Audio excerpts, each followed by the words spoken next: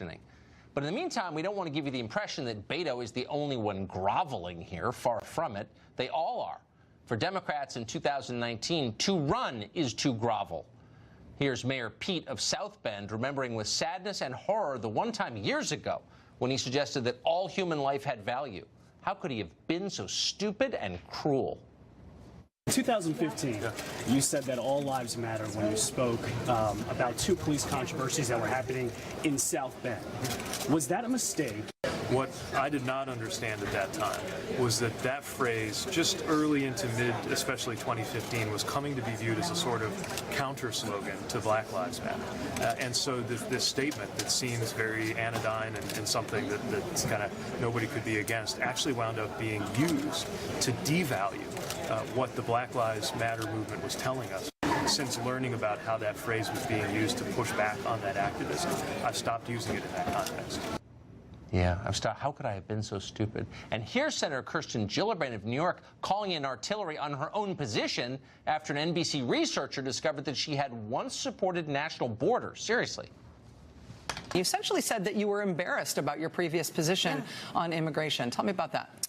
Well, I don't think it was driven from my heart. I was callous to the suffering of families who want to be with their loved ones, people who want to be reunited with their families. And I recognize, as we all do, that immigration and diversity is our strength as a country. I really regretted that I didn't look beyond my district and talk about why this is an important part of the United States story.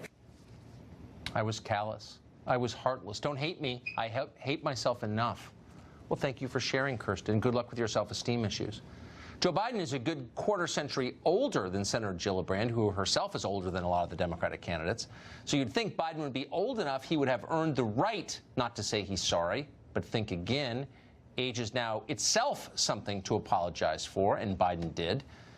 Biden grew up at a time before human warmth was reclassified as a criminal act, and he's very, very sorry for that. Social norms have begun to change, they've shifted, and the boundaries of protecting personal space have been reset. And I get it. I get it. I hear what they're saying. I will be more mindful and respectful of people's personal space. We could go on with the orgy of apology. Kamala Harris apologizing for putting criminals in jail. Bernie Sanders apologizing for how women were treated on his last campaign, even as he denied they were mistreated. Amy Klobuchar apologizing for once wanting pizza in school lunches, etc. Tomorrow, all of them will be apologizing for something new. In a world without forgiveness, this is a cycle that continues forever. No self-abasement is ever enough. The left has become a kind of rolling inquisition with a bottomless appetite for ritual punishment and humiliation. Tell us you've been naughty. Thank you, sir. May I have another? This is sick. These people have no dignity. They have no self-respect. There is nothing they won't say, nothing they won't admit to, whether it's true or not. They despise themselves. Be careful of people like that. They're likely to feel the same way about you. Tammy Bruce is